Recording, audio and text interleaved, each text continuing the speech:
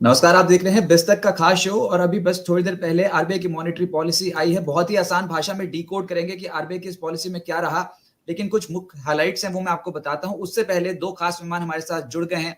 इस चर्चा में भाग ले रहे हैं Madan Sabnavis ji, chief economist bank of Baroda से, और साथ साथ doctor Janak Raj ji, senior fellow centre for social and economic progress, former executive director RBI के। और साथ ही साथ शरद चंद्र शुक्ला जी हमारे साथ मौजूद हैं, मेहता इक्विटीज के डायरेक्टर। आप सभी का ही बहुत बहुत स्वागत है बिस्तक पे। सर, सबसे पहले मदन जी मैं आपके पास आता हूं।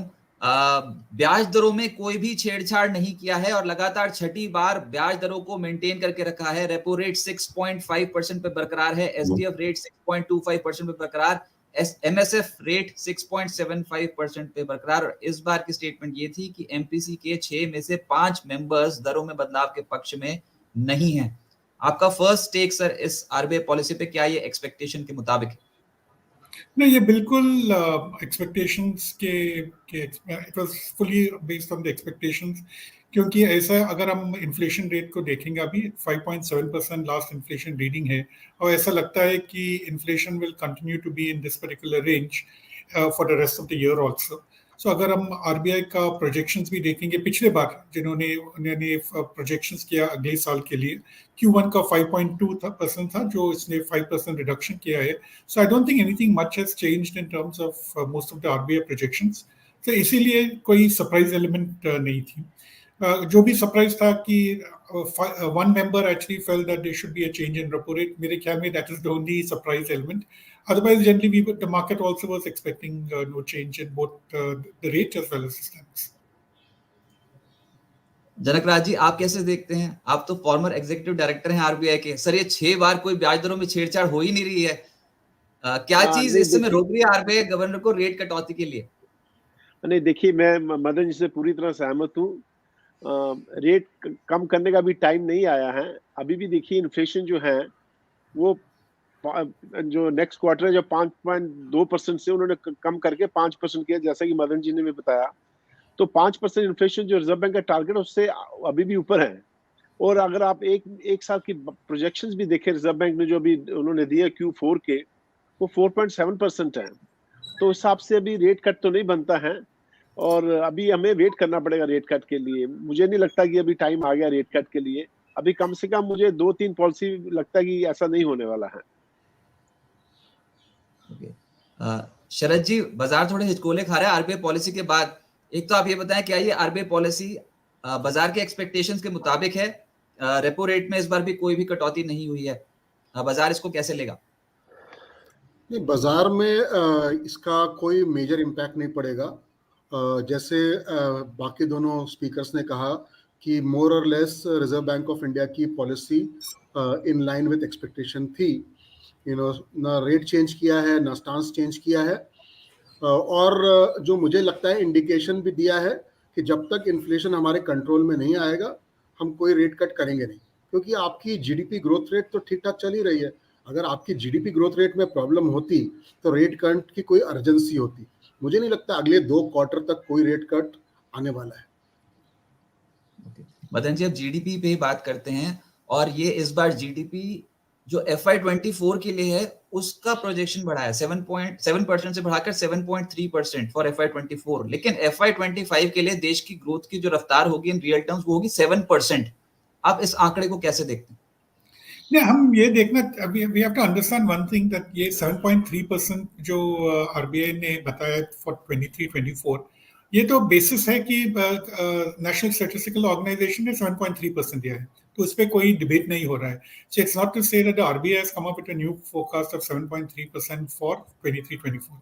तो जहाँ पे उनका फोरकास्ट है, my understanding is it's only for 24-25, जहाँ पे उन्होंने 7% पे रखा है। एंड मेरे ख्याल में जो 7.3% है 23-24, उसका डाउनसाइड भी है। तो हम जो बैंक ऑफ बड़ौदा में हमारे एस्टिमेट थे कि इट विल बी प्रॉब्ली 6.6-6.7%, तो 7.3 से थोड़ा कम होगा, क्योंकि जो 7.3% हम देख रहे हैं, it is based on extrapolations of the first 2 quarters. तो एक और एडवांस एस्टिमेट आएगा, revise estimate will come in the next month और सो, जहाँ पे हमें पता चलेगा ये 7.3 और इट्स कमिंग डाउन। उसकी ये जरूरत थी क्योंकि कोई बेसिस होना चाहिए जब बजट फॉर्मुलेशन होता है, तो इसीलिए ये एनएसओ जो है वो ये फोकस लाते हैं, जो बोलते हैं कि एडवांस एस्टिमेट जो लाते हैं जनवरी में, जब when only 9 months of the year are completed. तो उस तरह का अगर देखेंगे, we'll say that 7% looks to be more or less a stable growth rate compared to last year. Sir पर मदन जी, कैपेक्स तो बढ़ाने की बात की गई थी ना इस बार बजट में 11.11 lakh crore rupees, that was increase by 11%। उसका क्या जीडीपी ग्रोथ पे असर देखने को मिलेगा? कैस्केडिंग इफेक्ट होता है इकोनॉमी पे, तो ये 7% मेरे की ख्याल में ये कंटिन्यूएशन होगा क्योंकि government is doing whatever it can, लेकिन हम ये समझना चाहिए कि मेजॉरिटी, ज्यादातर जो भी इन्वेस्टमेंट होता है वो प्राइवेट सेक्टर में होता है। That is something which is not been working on par. RBI governor ने कुछ एनकरेजिंग न्यूज देखा है कि आरबीआई ऐसे देख रहे हैं कि investment is picking up from the private sector, लेकिन अभी तक जो हमारा अनुमान है that it is still happening in a very very narrow segment. जहाँ पे भी गवर्नमेंट का कैपिटल एक्सपेंडिचर हो रहा है वहाँ पे हम देख रहे हैं कि प्राइवेट इन्वेस्टमेंट भी हो रहा है, जैसे स्टील या सीमेंट देखेंगे वहाँ पे हो रहा है। लेकिन अगर हम कंज्यूमर गुड्स में देखेंगे वहाँ पे ज्यादा प्राइवेट इन्वेस्टमेंट हमने देखा नहीं। राइट, लेकिन आरबीआई गवर्नर ने बोला कि इन्वेस्टमेंट साइकिल में अपटर्न देखने को मिला है गवर्नमेंट कैपेक्स की वजह से, पॉलिसी सपोर्ट की वजह से, खासतौर से जो पीएलआई स्कीम है उसकी वजह से। हाँ, वो बात तो ठीक है, लेकिन एक ही सेगमेंट में हो रहा है, ये ब्रॉड बेस नहीं है। तो मेरा यही पॉइंट है कि इन्वेस्टमेंट अगर हम पहले देखेंगे 10 साल पहले हमारा इन्वेस्टमेंट रेट इकोनॉमी में कुछ 33-34% था। Today we are move in the region of around 29%। को अगर ये 29 से 33-34 जाना है तो private sector investment will have to recover. Government तो खाली उनका शेयर कुछ 10-15% है टोटल इन्वेस्टमेंट में। तो सेंट्रल गवर्नमेंट जो भी कर रहे हैं वो बराबर कर रहे हैं, they are going in an accelerated pace, लेकिन प्राइवेट सेक्टर का कंट्रीब्यूशन ज्यादा होता है। जनक राज जी, आप देखते हैं प्राइवेट सेक्टर का कंट्रीब्यूशन आने वाले समय के लिए, क्या कंपनियों का, निजी क्षेत्र का भरोसा ग्रोथ को लेकर और बढ़ेगा, और क्या वो बढ़ चढ़कर अभी फिलहाल मौजूदा हालात में इलेक्शन से पहले या फिर पोस्ट इलेक्शंस आपको लगता है कि वो इन्वेस्टमेंट्स करेंगे, कारोबार में ग्रोथ देखने को मिलेगी? देखिए, ये जो कंडीशंस है प्राइवेट सेक्टर के लिए वो तो एकदम ठीक है, लेकिन उसके लिए मेरा ख्याल अभी भी थोड़ी अनसर्टेनिटी बनी हुई है, ग्लोबल लेवल पे भी अनसर्टेनिटी है, और अभी इलेक्शंस भी आ रहे हैं। मुझे लगता है कि इलेक्शन के बाद शायद private capex will start picking up, लेकिन जब तक प्राइवेट कैपेक्स नहीं होगा तब तक ये जैसे कि मदन जी ने बताया, ओवरऑल ग्रोथ रेट में पिकअप नहीं हो सकता। तो इसलिए जो रिजर्व बैंक का प्रोजेक्शन भी है वो जो 23-24 का उन्होंने दिया, जो एनएसओ ने दिया 7.3%, और रिजर्व बैंक का भी 7% है नेक्स्ट ईयर के लिए। तो ये इट वाज एक्सपेक्टेड, मतलब कि ये तो लग रहा था कि अभी नेक्स्ट ईयर ग्रोथ कम होएगा। ये खाली क्वेश्चन ये था कि कितना कम होएगा। तो ये तो अभी आई थिंक प्रिसाइजली कहना बहुत मुश्किल है, लेकिन 7% ग्रोथ अभी ठीक है। तो लेकिन अगर कैपेक्स पिकअप होता है तो आने वाले सालों में ये जो ग्रोथ है इट कैन एक्सेलरेट। या शरद जी, आप कैसे देखते हो, अभी तक कंपनियों के नतीजे कैसे आए हैं, और क्या आपको लगता है कि कंपनियों में अभी फिलहाल वो क्षमता विस्तार पे जोर दे रही हैं भारतीय कंपनियां? आप चाहे इसको इलेक्शन से पहले का फेज देख लो या फिर ये लिक्विडिटी कंसर्न्स देख लो, क्या कुछ आपको ऐसे कंसर्न्स दिखते हैं जो रोक रही हैं प्राइवेट प्लेयर्स को इन्वेस्टमेंट्स करने से, या फिर आपको लगता है कि नतीजे अच्छे हैं, कंपनियां कैपेक्स पे अपनी क्षमता बढ़ाने पे अभी जोर दे रही हैं? नतीजे मोर और less in line with expectations हैं, लेकिन कोई मेजर अर्निंग्स अपग्रेड नहीं हुआ है। तो मतलब जो एनालिस्ट एक्सपेक्ट कर रहे थे कंपनीज की प्रॉफिटेबिलिटी ग्रोथ, वो हुई है मोर और less in line with expectation. और जहां तक केपेक्स का सवाल है, प्राइवेट सेक्टर केपेक्स टाइम लगेगा, क्योंकि capacity utilisation most of the segments में अभी भी 70-80% के पास नहीं पहुंची है। एक बार वो 80% को के पार चली जाती है तो प्राइवेट सेक्टर को ज्यादा कॉन्फिडेंस रहता है आगे चल के इन्वेस्ट करने के लिए। जहां तक गवर्नमेंट का केपेक्स का सवाल है, ऑब्वियसली उनको फोकस करना भी चाहिए, और नहीं करेंगे तो ये जो स्लोगन हम लोग दे रहे हैं ना, make in India and make in India for the world, ये सपना कभी पूरा नहीं होगा। अगर आपको दुगना टाइम लगता है पोर्ट पहुंचने के लिए फ्रॉम द मैन्युफैक्चरिंग फैसिलिटी, तो आप क्या एक्सपोर्ट में compete कर पाओगे? जहां तक लॉजिस्टिक कॉस्ट का सवाल है, हमारा लॉजिस्टिक कॉस्ट 1.5 गुना है compare to competing countries like Indonesia, Korea और चाइना। तो गवर्नमेंट को केपेक्स पे फोकस करना ही पड़ेगा, और अगले साल का जो बजट आएगा उसके अंदर सबसे बड़ा काम जो उनको करना है, जो फिस्कल रिस्पॉन्सिबिलिटी एक्ट पास हुआ था, 4.5% फिस्कल डेफिसिट के तरफ मूव करना है। और इसको मूव करने के लिए साइमल्टेनियसली इंफ्रास्ट्रक्चर में इन्वेस्ट करने के लिए सबसे बड़ी चीज जो उनको करनी चाहिए, markets being at all time high, उनको पीएसयू डाइवेस्टमेंट करना चाहिए। क्यों? गवर्नमेंट को बिजनेस में रहने का क्या अधिकार है जब आपके लोग पॉवर्टी लाइन के नीचे 20% लोग स्ट्रगल कर रहे हैं? तो गवर्नमेंट को बिजनेस से बाहर निकलना चाहिए, इंफ्रास्ट्रक्चर पे फोकस करना चाहिए, पब्लिक गुड्स पे फोकस करना चाहिए।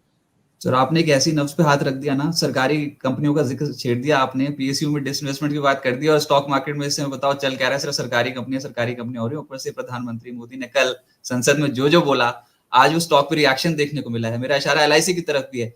सर, पीएसयू पे जो सरकार है वो थ्रस्ट तो दे ही रही है, सरकार का जोर है वहां पर पीएसयू रिवाइवल्स के ऊपर। तो शरद जी, जो अभी का जो सिनेरियो है, आपको लगता है रेलवेज और साथ साथ डिफेंस कंपनियों के लिए ठीक है? क्या आपको लगता है कि वैल्यूएशंस अभी ठीक है? क्या इन्वेस्टमेंट की जा सकते हैं या फिर ये बहुत भाग गए? मेरा इशारा रेलवेज की तरफ है, डिफेंस की तरफ है, पावर सेक्टर से जुड़ी कंपनियों की तरफ है। आप कैसे देखते हैं इन कंपनियों? देखिए, एक बात है कि जब मार्केट तेजी से चला तो सब कुछ ओवर वैल्यूएशन और फुल्ली वैल्यूएशन की तरफ बढ़ने लगा, लेकिन जो पीएसयूज थे वो अंडर वैल्यूड दिखे। तो क्योंकि पीएसयूज अंडर वैल्यूड दिखे, तो आपने देखा होगा कि बैंक ऑफ बड़ौदा, जैसे यहाँ मदन जी बैठे हुए हैं, उनका price to book value ratio 0.7 के पास था, और अब वो 1 के ऊपर चला गया है। तो जहाँ की प्राइवेट सेक्टर बैंक्स ट्रेड करते थे price to book value ratio of 2 to 4, तो जो अंडर वैल्यूएशन था वो गैप थोड़ा बहुत नैरो डाउन किया है। हाँ, गवर्नमेंट ने बार बार कहा है कि हम डिफेंस और रेलवेज पे फोकस करेंगे, ज्यादा बजट उनको देंगे, ज्यादा इन्वेस्टमेंट करेंगे। इसलिए कई सारी रेलवेज कंपनी और पीएसयू पावर सेक्टर कंपनीज और डिफेंस कंपनीज बहुत तेजी से भागी हैं, और हर इंडिविजुअल कंपनी का वैल्यूएशन करना पड़ेगा। मैं कोई जनरल स्टेटमेंट नहीं पास कर सकता कि ये ओवर वैल्यूड है या अंडर वैल्यूड है। कुछ फेयरली वैल्यूड होंगी, कुछ ओवर वैल्यूड होंगी, कुछ अंडर वैल्यूड होंगी। ओके, जनक जी, अभी फिस्कल कंसोलिडेशन का जिक्र किया था शरद जी ने, तो ये इस बार का जो बजट में अनुमान आया था फॉर FY25, दैट वाज 5.4%, और आने वाले समय के लिए 4.5% तक ले जाएंगे फिस्कल डेफिसिट को, सरकार ये कह रही है। आंकड़ा था 11.75 लाख करोड़ रुपए की उधारी जो सरकार इस बार जुटाएगी। क्या ये आपके अनुमान से कम है जो आंकड़ा आया है इस बार? ग्रॉस बोरिंग्स और नेट बोरिंग्स की फिगर आई थी इस बार बजट में, क्या वो आपके अनुमान के मुताबिक थी या कम थी? देखिए, ये जो फिस्कल कंसोलिडेशन हो रहा है ये अच्छी बात है, और ये गवर्नमेंट जो फिस्कल कंसोलिडेशन कर रही है उसका नेगेटिव इम्पैक्ट उनको नलिफाई करने के लिए उन्होंने कैपेक्स पर जोर दिया, वो बहुत अच्छी बात है। ये जो बोरिंग्स है, नेट बोरिंग मेरे ख्याल से थोड़ी कम है, वो अच्छी बात है। जो मेरी जो एक्सपेक्टेशन थी उससे थोड़ी कम ही है, तो ये अच्छी बात है सिस्टम के लिए, और आरबीआई के लिए भी मैनेज करना इसको ठीक रहेगा। ओके, मदन जी, अब इसका इम्पैक्ट आप समझाएं सर। ये जो हम आंकड़ा बार बार बोलते हैं, इस बार 11.75 लाख करोड़ रुपीस की उधारी सरकार लेगी, और फिस्कल डेफिसिट को धीरे धीरे करके 4.5% ले जाने का लक्ष्य रख दिया है सरकार ने। इसका इम्पैक्ट क्या होगा, स्पेशली बैंक ट्रेजरी के लिए इसका क्या इंपॉर्टेंस रहता है? जो भी ये ऑब्जेक्टिव है जब फिस्कल डेफिसिट को रिड्यूस करना है, एक तो है फिस्कल प्रूडेंस, तो ऑब्जेक्टिव है, क्योंकि we can't keep borrowing as much even though it's all in rupees. Limit होना चाहिए, प्रूडेंस होना चाहिए, एक बात है। दूसरी बात यह है कि जब ये 11.75 लाख करोड़ जो आप बता रहे हैं, this is the net borrowing programme, ये तो it's very important for banks, क्योंकि हम देख रहे हैं कि in the for banking system for example there are 2 ways in which you deploy funds. एक तो है क्रेडिट में, दूसरा जो गवर्नमेंट सिक्योरिटीज में।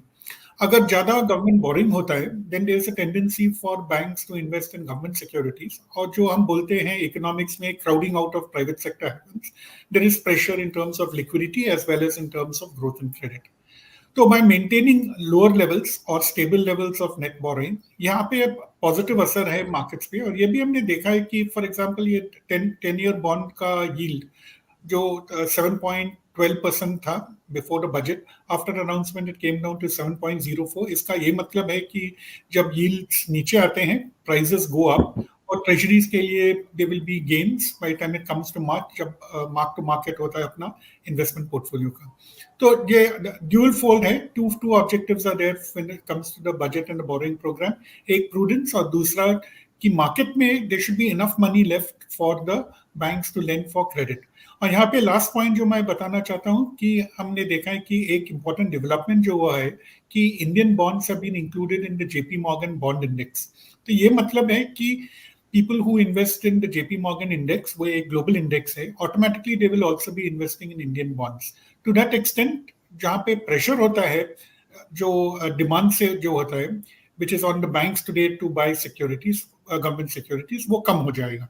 Because foreign portfolio investors will now be investing relatively more in government bonds. To that extent, there will be less pressure on the market on overall liquidity. ये policy में भी RBI governor ने retreat किया है कि जो liquidity का situation जिस प्रकार से टैकल कर रहे हैं VRR ऑक्शन से, VRR ऑक्शन से, RRR ऑक्शन से, that becomes much easier when we see that there are foreign investors are also buying Indian government bonds. लेकिन जनक जी, जो फेज होता है टिल इलेक्शंस, जो अभी एक फेज है, और ऊपर से अभी बस मार्च एंडिंग ही आ रही है, ऐसे में लिक्विडिटी सिनेरियो क्या आरबीआई को बहुत टफ चैलेंजेस फेस करने को मिलते हैं, बैंक्स को बहुत टफ चैलेंजेस फेस करने को मिलते हैं? अभी लिक्विडिटी सिचुएशन कैसी है? मैं 1-2 महीने के पर्सपेक्टिव से पूछ रहा हूँ, क्योंकि आरबीआई गवर्नर ने बोला भी था एक शब्द अपनी इस बार की स्टेटमेंट में, ये लिक्विडिटी डेफिसिट जो है वो 4.5 साल बाद देखने को मिला है। या वो नहीं, वो उसकी कंडीशन अलग थी। जब रिजर्व बैंक ने सरप्लस रखा था लिक्विडिटी का, उसकी कंडीशन अलग थी। कोविड था, उसके लिए रिजर्व बैंक ने बहुत लिक्विडिटी इंजेक्ट करी थी। उसके बाद पीरियड आया जबकि लिक्विडिटी टाइट हो गई। लेकिन रिजर्व बैंक गवर्नर साहब ने आज बोला ना कि वी आर वेरी निम्बल। उन्होंने बोला कि they are very taking very swift action. तो मेरे जैसे उन्होंने बोला कि हमने 1-2 दिन में लगातार रिपो भी किया, रिवर्स रिपो भी किया। तो reserve bank is very vigilant जहां तक मुझे लगता है। और लिक्विडिटी में कोई, अभी देखिए लिक्विडिटी, ये जब इलेक्शन होते हैं तो कैश की डिमांड बढ़ जाती है, तो लिक्विडिटी का जो डेफिसिट है वो बढ़ने की मुझे लगती है थोड़ा होगा। लेकिन रिजर्व बैंक उसको अच्छी तरह से मैनेज कर रहा है और अच्छी तरह मैनेज करेगा भी, तो उसके बारे में ज्यादा हमें चिंता नहीं करनी चाहिए। तो it has to be in line with the, जितनी डिमांड है उस हिसाब से रिजर्व बैंक को जरूरत पड़ेगी तो वो रिजर्व बैंक करता रहता है लिक्विडिटी मैनेज, उसमें कोई चिंता करने वाली बात नहीं है। पर बाजार को किस बात से चिंता हो गई शरद जी? आज 140 पॉइंट निफ्टी नीचे आ गया पोस्ट पॉलिसी, और बॉन्ड यील्ड में भी एकदम से स्पाइक अप देखने को मिला है। क्या ऐसा बोल दिया आरबीआई गवर्नर ने? अभी तो कुछ बोला ही नहीं सर। पेटीएम पे तो अभी सवाल पूछेंगे जैसे प्रेस कॉन्फ्रेंस शुरू होगी, अभी तो कुछ बोला नहीं, हुआ क्या एकदम से? नहीं, मार्केट के movements day to day basis पे एनालाइज करना, उसके बारे में ट्रेंड निकालना, एक ये क्या कहते हैं इम्पॉसिबल सा टास्क है। तो मार्केट का पॉलिसी से कुछ लेना देना नहीं है। अगर मार्केट में इम्पैक्ट आता, अगर स्टांस चेंज किया जाता या रेट चेंज किया जाता, जो हुआ नहीं है, तो ये मतलब इट्स कंप्लीटली अनरिलेटेड। और जहां तक मार्केट का सवाल है, आपने देखा है कि वन वे रैली काफी दिनों से चल रही है, और कोविड के बाद कोई मेजर करेक्शन आया नहीं है, और बड़े सारे नए इन्वेस्टर्स घुसे हैं मार्केट में जिन्होंने मंदी देखी नहीं है। तो ये कब मंदी का समय आएगा और 5-10% मार्केट चला जाएगा, ये बोलना थोड़ा मुश्किल है, लेकिन आएगा जरूर। तो इसलिए डे टू डे मार्केट का तो मतलब रुख बताना बहुत डिफिकल्ट है। बट अदरवाइज हम लोग एक बुल मार्केट में है, लेकिन बुल मार्केट के अंदर करेक्शंस आते रहते हैं 5-10% के। मदन जी, अब आते हैं इन्फ्लेशन पे। पर मैं बता दूं, मार्केट इस समय 200 पॉइंट्स नीचे आ गया। निफ्टी, वो मेरी नजर में वहां पर इंडेक्स भी चलता रहता है तो साथ साथ बताते चले जाते हैं ताकि व्यूअर्स अपडेटेड रहे। 200 पॉइंट नीचे आ गया पोस्ट आरबीआई पॉलिसी, और एकदम से धड़ल्ले से टूटते चले जा रहे हैं स्टॉक्स। देखते हैं कहां पर जाके समझते हैं। बहुत ह्यूज एकदम से सेल ऑफ था, तो थोड़ा कॉशियस रहिए अभी मार्केट पे। निफ्टी बैंक 500 पॉइंट्स नीचे है। अब आते हैं सर इन्फ्लेशन पे, और अभी तो यही समझ में आ रहा है कि FY24 के लिए महंगाई का अनुमान है 5.4%, और FY25 के लिए महंगाई घटेगी 4.5%। लेकिन फिर एक कमेंट ये भी था कि हम ये भी सही है कि सप्लाई शॉक्स के लिए तैयार रहें, और खासतौर से जो खाद्य महंगाई है, अगर वहां पर थोड़ा प्रेशर साइड देखने को मिल सकता है। तो क्या ये फूड इन्फ्लेशन क्या वाकई बहुत बड़ी चिंता है इस समय इकोनॉमी के लिए? आप कैसे देखते हो सर महंगाई को? नहीं, बिल्कुल। अगर हम आज इन्फ्लेशन का ब्रेकअप देखेंगे, I think it's been cause mainly by food inflation, क्योंकि non food non fuel inflation हम इकोनॉमिक्स में कोर इन्फ्लेशन बोलते हैं। इसी को आरबीआई ने भी has given confirmation that that is very much under control. ना अगर हम देखेंगे कि किस प्रकार से monetary policy affects inflation, it affects more core inflation, जो it's not led by supply side shocks. लेकिन एमपीसी का ये मैंडेट है कि they have to target headline inflation. तो जैसे कि हम we can break it up and say that core inflation is under control, but जैसे ही food inflation remains high, there is a case of inflationary expectations building up, और उसी से क्या होता है कि core inflation also could be seeing an upward pressure. इसीलिए RBI governor has mention number of times saying that जब भी हम इन्फ्लेशन का जो भी फोरकास्ट करते हैं, जो भी ट्रैकिंग करते हैं, मॉनिटरिंग करते हैं, they will be seeing how food inflation is going to behave. तो इसलिए जब हमारा ये एक्सपेक्टेशन है कि if at all there is going to be a repo rate cut, it's going to happen probably only in the second quarter, क्योंकि पहले quarter का भी 5% का फोरकास्ट है इन्फ्लेशन का, after that it's going to be 4%। तो जैसे ही इन्फ्लेशन 5% से कम आएगा, then there is a case of the RBI और the MPC members looking at the numbers, वो देखेंगे कि जो भी कंडीशंस है, मानसून का कंडीशंस, क्योंकि उस समय खरीफ का सोइंग भी शुरू होगा जून के and, in the month of June. So at that point of time, the RBI can take a decision on whether it is convinced that inflation will remain below 5% or not. RBI अपने inflation target जो उन्होंने set कर रखा है, वहां तक अगर पहुंच जाए तो ब्याज दरों में कटौती की संभावना है, आप ये बोल रहे हो।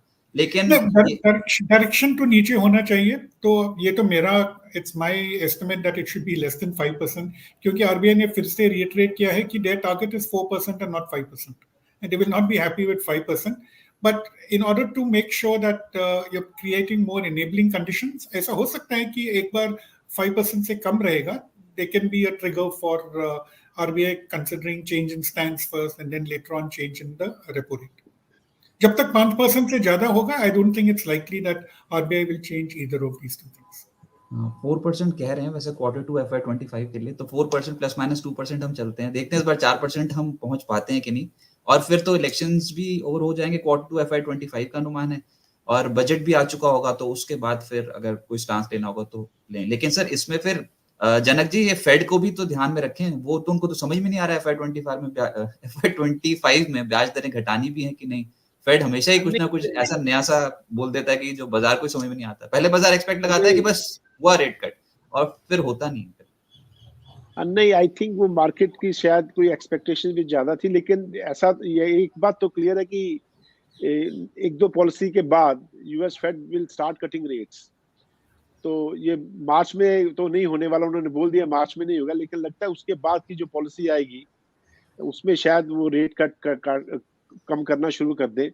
लेकिन जहां तक रिजर्व बैंक का सवाल है, देखिए आप Q2 में 4% है, उसके बाद Q3 में इन्फ्लेशन 4.6% उन्होंने प्रोजेक्शन करी है, और Q4 में 4.7% करी है। तो ये जब इन्फ्लेशन ऊपर मूव कर दी, उसकी जो ट्रेजेक्टरी है जो अपवर्ड है, तो उस सिचुएशन में फिर रेट कट करना बड़ा मुश्किल होता है। लेकिन अभी 2 क्वार्टर के बाद जब जो डेटा आएगा, तो उसमें देखेंगे कि इन्फ्लेशन का जो ट्रेजेक्टरी वो क्या है। अगर मान लो वो 4.6 4.7 से नीचे आना शुरू होता है, आई थिंक दैट वो समय रहेगा जबकि रिजर्व बैंक रेट को कट करना उसको कंसीडर कर सकता है। लेकिन जब इन्फ्लेशन की ट्रेजेक्टरी अपवर्ड है, तो उस सिचुएशन में रिजर्व बैंक को रेट कट करना बड़ा मुश्किल होएगा। और वो भी अगर इन्फ्लेशन जो टारगेट के ऊपर चल रही है, अगर टारगेट के नीचे है तो बात अलग है, टारगेट के ऊपर है और जो ट्रेजेक्टरी अपवर्ड है, तो उस सिचुएशन में रेट कट करना बड़ा मुश्किल है। लेकिन मुझे लगता है कि आने वाले 2 क्वार्टर में शायद ये ट्रेजेक्टरी शायद डाउनवर्ड्स जाना शुरू हो जाए। शरद जी, बैंकिंग शेयर्स पे आपकी राय क्या है? बैंकिंग सेक्टर के ऊपर बहुत तेज चले हैं सरकारी बैंक्स। बैंकिंग सेक्टर पे पॉजिटिव स्टांस है हमारा, क्योंकि बैंक्स जो हैं वो लिंक्ड होते हैं इकोनॉमिक ग्रोथ के साथ। और अगर इंडिया में इकोनॉमिक ग्रोथ काफी रोबस्ट है, तो ऑब्वियसली बैंकिंग का बिजनेस ही क्या है, लोगों से पैसा कलेक्ट करना और इंडस्ट्री को देना। तो अगर इकोनॉमिक ग्रोथ हो रही है, तो इंडस्ट्री, एग्री, सर्विसेज सब सेगमेंट्स ग्रो कर रहे हैं, तो उनको क्रेडिट ऑफ टेक करना। इस बार जो अच्छी बात है कि कई सारे बैंक्स ने अपनी बैलेंस शीट को क्लियर कर लिया है। एनपीए जीएनपीए रेशियोज काफी मैनेजेबल हैं, प्रोविजन कवरेज रेशियो भी काफी अच्छे नंबर्स दिखाई दे रहे हैं। तो और प्लस जो जैसे कि मदन जी ने कहा कि 10-year बॉन्ड भी नीचे आया है थोड़ा बहुत 10 बेसिस पॉइंट से, तो उससे ट्रेजरी गेन्स भी होगा। तो बैंकिंग के रिजल्ट्स अच्छे ही आने चाहिए और बैंकिंग पे पॉजिटिव स्टांस रहना चाहिए। मदन जी, एक आम आदमी की उम्मीद होती है कि एफडी का रेट थोड़ा बढ़ जाए और जो लोन दर का रेट है वो घट जाए। ये होता नहीं वैसे इतनी आसानी से। एफडी के रेट ज्यादा तेजी से बढ़ते नहीं और लोन के जो दर हैं वो ज्यादा तेजी से घटती नहीं। तो अभी इस पॉलिसी के बाद रखे कुछ उम्मीद? बजट से तो कुछ मिला नहीं आम आदमी को, ये तो आरबीआई पॉलिसी से भी कुछ नहीं मिला। ना, आरबीआई पॉलिसी से भी I don't think there will be ज्यादा बेनिफिट होने वाला है। अगर हम देखेंगे कि अगर हम बोरोअर है मार्केट में, अगर रिटेल लोन्स देखेंगे जैसे हाउसिंग लोन्स या व्हीकल लोन्स, पर्सनल लोन्स, ये सब तो बेंचमार्क किया गया है विद रेपो रेट। तो अगर रेपो रेट 6.5% होगा तो it's very unlikely that banks are going to charge a lower rate for it. Deposits में थोड़ा होप है क्योंकि जब तक लिक्विडिटी सिचुएशन टाइट है, banks are increasing deposit rates, लेकिन ये it's not across the board, depending upon an asset liability profile. ऐसा होता है कि sometimes banks will increase on up to 1 year deposit rates, 1.5 years, 2 years, लेकिन across the board मेरे ख्याल में नहीं होगा। और जो भी प्रश्न आप पूछ रहे हैं ये इम्पॉसिबल है कि deposit holders get higher returns and borrowers pay lower interest rates, ये कभी नहीं हो सकता है। And also make Sharad ji happy by saying that the stock market does well, your NIMs also improve. ये तीनों कभी नहीं हो सकता है। I think it will always be a kind of a balance between both of them. But as of now, I think for the borrowers, I think since all loans in fact are linked with the repo rate, जब तक repo rate नीचे आता है, नहीं आता है, your borrowing costs will remain where they are. Deposits, of course, periodically हम देख सकते हैं कि कुछ banks जैसे हम announcements देखते रहते हैं कि they have increased their deposit rate, लेकिन ये भी हमेशा होता है कि only for a certain tenure. वो कभी कोई भी कमिट नहीं करते हैं कि 5 साल के लिए हम आपको 8.5% रेट देंगे, क्योंकि we are all aware of the fact कि आरबीआई कभी ना कभी तो रेपो रेट को कम करेंगे। अगर मैं बैंक हूँ और I give you 8.5% for 5 years, I don't want to commit myself for 8.5% for 5 years when I know maybe in 6 months or 9 months the RBI may be lowering the rates. तो ये specific tenures के लिए होगा, specific banks will be doing it, लेकिन across the board जरूर नहीं है। नहीं, अभी किसी को अगर एफडी करानी हो तो क्या वो 5 साल 10 साल की एफडी अभी बुक कर ले, ये इंटरेस्ट रेट पीक आउट हो जाएंगे? नहीं, वहां पे रेट्स ज्यादा नहीं है। अगर हम देखेंगे normally 1 to 2 years is where banks are giving the highest rates, और कारण भी यही है कि because we expect after a year definitely rates will be below, तो रीप्राइसिंग जो होता है will be happening at a lower rate, तो इसलिए वो ज्यादा टेन्योर के लिए we don't give higher rates. ये जनरल टेंडेंसी है बैंक्स में।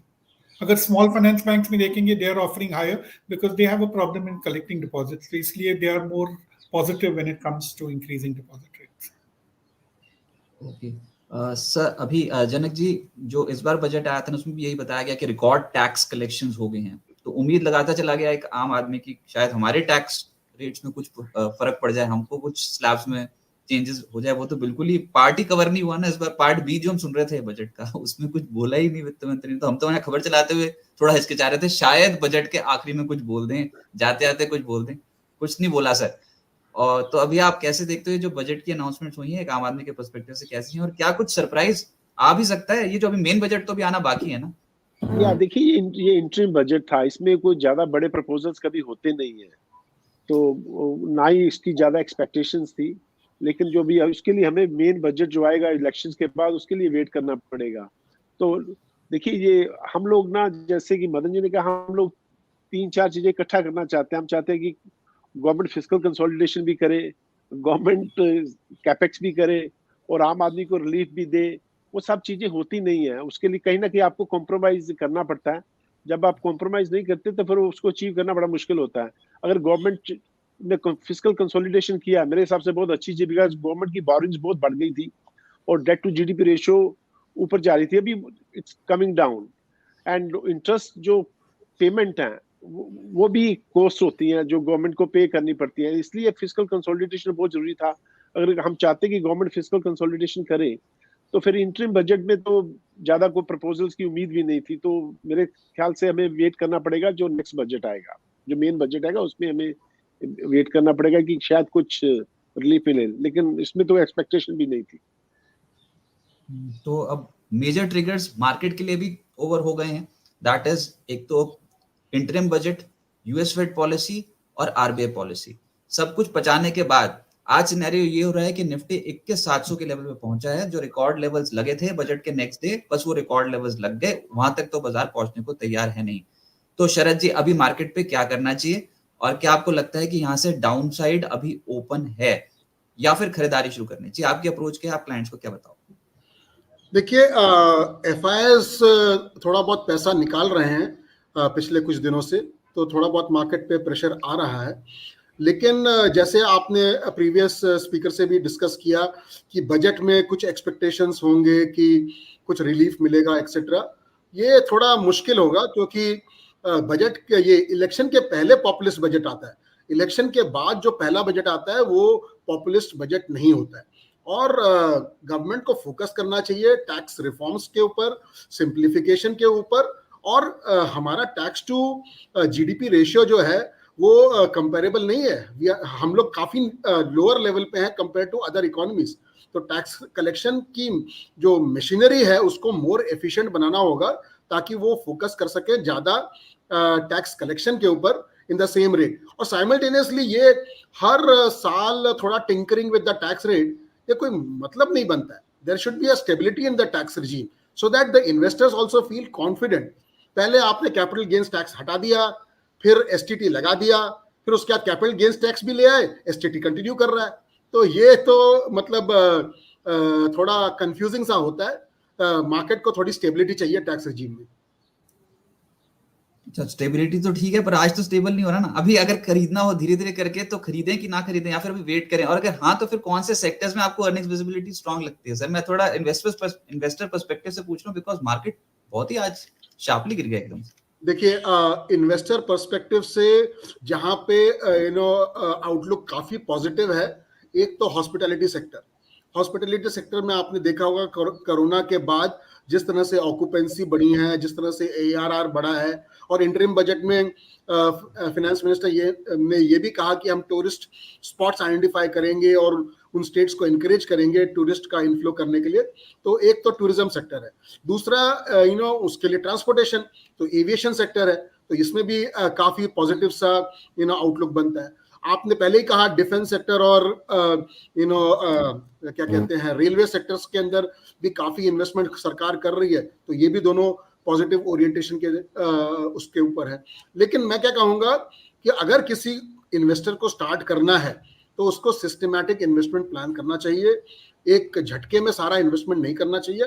चाहे म्यूचुअल फंड्स में सिस्टमैटिक इन्वेस्टमेंट प्लान करो, कोई स्टॉक अगर आपको पसंद भी आता है तो उसमें भी सिस्टमैटिक इन्वेस्टमेंट करो, हर महीने थोड़ा थोड़ा करके खरीदिए। एक बार में बड़ा सा लमसम अमाउंट मत खरीदिए और फिर पेटीएम की तरह वो 75% गिर जाए तो आपकी हालत खराब हो जाएगी। सर, सरकारी ठप्पे वाली कंपनियां खरीदें या फिर जहां पर एफआईएस होल्डिंग ज्यादा वो वाली कंपनियां खरीदें? देखिए, मैं ये नहीं कहूंगा कि सरकारी नॉन सरकारी में कोई डिफरेंस है।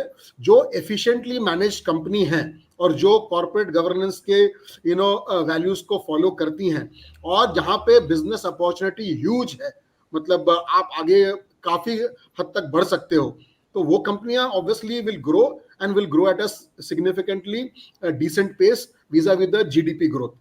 तो सरकारी नॉन सरकारी का डिफरेंस नहीं है। I think quality of business, quality of outlook of that industry, those are things which are required to be seen at while making investment. Madan ji, एक आखिरी सवाल आपसे होगा। मैं आपसे इस समय इकोनॉमिस्ट के लिहाज से बात नहीं कर रहा, मैं आपसे बात करूंगा फाइनेंशियल सेक्टर के रिप्रेजेंटेटिव की ओर से। ये जो पेटीएम में हुआ, देखिए हर जगह तो पेटीएम ही दिखाई देता है ना। अभी आप एक छोटे दुकानदार से भी बोल लोगे तो उसके पास वो डब्बा पड़ा रहता है जिसके ऊपर पेटीएम लिखा होता है और उसमें आवाज आती है जब उसको पेमेंट मिलती है। बहुत ही आसान स्ट्रक्चर हो गया था सर। इसकी मिसाल तो भारत में जब प्रधानमंत्री मोदी देते हैं यूपीआई सिस्टम की, और जो उन्होंने खुद भी सरकार ने बना रखे हैं यूपीआई पेमेंट जो भी है, तो उसकी मिसाल दी जाती है दुनिया भर में। ट्रांजैक्शंस बहुत स्पीड से बढ़ रहे थे। ये अचानक से आरबीआई ने ऐसा क्या फाइंड आउट कर लिया पेटीएम में जिसकी वजह से उनके पेमेंट बैंक्स के ऑपरेशन रोकने पड़ रहे हैं? आपका एक कमेंट इस पे बहुत जरूरी है। No, actually, Rajat ji, मैं भी दूंगा। नहीं कर सकता। I think if Sharad ji can give it, क्योंकि ये तो मैटर तो रिजर्व बैंक और पेटीएम के बीच में है, रेगुलेटरी भी इशू है। So I don't think I am competent enough to. Digital economy को सपोर्ट करने के लिए क्या आपको लगता है यूपीआई पेमेंट्स और डिजिटल जो कंपनी है उनको बढ़ावा देने की जरूरत है? ये सबके रेगुलेशन के issue, I think Janak Raj ji and Sharad ji are better position to answer it. Okay right, Sharad ji आप क्या कहना चाहते हैं इस मुद्दे पे? मैं ये कहना चाहता हूं कि ये एक कोई अचानक से हुआ नहीं है। पेटीएम को आई थिंक 2 बार पेनल्टी लग चुकी है। 1 करोड़ की एक बार लगी थी और 5 करोड़ की दूसरी बार लगी थी। और केवाईसी नॉर्म्स नहीं फॉलो करने के लिए और एक पैन कार्ड के ऊपर 100 कस्टमर्स को रखने के लिए ये कोई गुड कॉर्पोरेट गवर्नेंस प्रैक्टिसेस नहीं है। और ये जो मतलब स्ट्रिक्ट कदम लिया है रिजर्व बैंक ऑफ इंडिया में ने, आई थिंक मोर और लेस एक्सपेक्टेड था। और ये जो आप बोल रहे हो कि फिनटेक पूरी कम्युनिटी के ऊपर आपने एक अटैक किया है और उन्होंने प्राइम मिनिस्टर को भी एक चिट्ठी लिखी है, रिजर्व बैंक से भी डिस्कशंस किए हैं। हाँ, fintech should grow, the new economy should grow, but it should grow within the regulatory framework. मतलब why should you be given any specific concessions which are not being given to the old brick and mortar economy? Janak ji, ये banks के लिए system होता है ना, उसमें Jones होते हैं ना, रेड येलो ऐसा कुछ, जिसमें अगर वो कंप्लायंस फॉलो नहीं करते तो उनके ऊपर पेनल्टी लगती है। ये फिनटेक कंपनियों के ऊपर, और एक फिनटेक कंपनी क्या गुहार कर सकते हैं दोबारा से उनके पास बिजनेस को रिवाइवल अगर वो कर दें, तो आरबीआई क्या ये अपना जो स्टेप है रेगुलेटरी जो भी पेनल्टीज वगैरह हैं ये रोक सकता है, या फिर ये मुद्दा ये है कि पेटीएम दोबारा से आगे हो सकता है, शुरू हो सकता है? नहीं, जैसे कि शरद जी ने कहा, देखिए ये जो डिजिटल कंपनीज को ग्रो करना चाहिए वो तो जरूरी है, होना भी चाहिए, रिजर्व बैंक भी कर रहे हैं, गवर्नमेंट भी कर रही है, लेकिन एक रेगुलेटरी फ्रेमवर्क है, अगर आप विद इन उसके ऑपरेट नहीं करते हो और अगर उसमें कोई डेफिशिएंसी होती है तो उसको तो करेक्ट करना पड़ता है ना। तो वही रिजर्व बैंक ने किया। मुझे इसके बारे में मैं ज्यादा कमेंट नहीं करना चाहूंगा, लेकिन इशू ये है कि अगर आप कोई नॉर्म्स को फॉलो नहीं करते हैं तो आपके ऊपर कोई एक्शन तो लेना पड़ेगा ना, नहीं तो फिर वो ज्यादा फिर बड़ी प्रॉब्लम बन के बाहर निकलती है। अच्छा, अगर नॉर्म्स को फॉलो कर लें अब, या तो उसके लिए भी थोड़ा पीरियड होता है। I think if they observe कि ठीक है नॉर्म्स उन्होंने फॉलो कर ली हैं, I think after some time they may consider उसको चेंज करने के लिए, लेकिन मैं उसके बारे में कुछ खास कह नहीं सकता क्योंकि मैंने इसको ज्यादा स्टडी किया नहीं है, टू बी वेरी फ्रैंक। या राइट, सो हमने पहली बार ही होते देखा है, और ये बहुत ही ज्यादा एक सेंसिटिव टॉपिक है स्टॉक मार्केट के लिहाज से भी, पर कंपनी स्पेसिफिक तो असर आ गया, बहुत तगड़ा था, कॉर्पोरेट गवर्नेंस इश्यूज निकल आए थे, पर माफ कीजिएगा ये रेगुलेटरी इश्यूज निकल आए थे। अच्छा मदन जी, इस पॉलिसी को, आरबीआई पॉलिसी को अभी फाइनल आपका कमेंट चाहिए, अगर आपको 10 में से नंबर देने तो कितने नंबर देंगे? 10 No, I'll say 10 out of 10. 10 out of 10, everything on expected lines, nothing has deviated. और बहुत consistency है. I think that is most important, consistency in the policy, in the language. कोई confusion नहीं है market में. If I compare, say, two policies back and this policies, it's been totally consistent. I think वही तो market को यही चाहिए कि consistent approach. Okay, Janak ji आप क्या कहेंगे, आपके क्लोजिंग रिमार्क्स? मैं पूरी तरह मदन जी से मैं पूरी तरह सहमत हूँ मदन जी से। इसमें कंसिस्टेंसी है और इसमें कोई भी एम्बिगुइटी नहीं है, एकदम वेरी क्लियर। उन्होंने फिर दोबारा रिपीट किया है कि जब तक इन्फ्लेशन हमारे वो 4% का उसका जो टारगेट है उसके नजदीक नहीं आएगी तब तक हम कुछ नहीं करेंगे। तो ये कंसिस्टेंसी जो पिछले 5-6 पॉलिसी से चल रही है और इसी पॉलिसी में भी उन्होंने उसको आगे बढ़ाया। तो मैं पूरी तरह सहमत हूँ जो मदन जी ने कहा।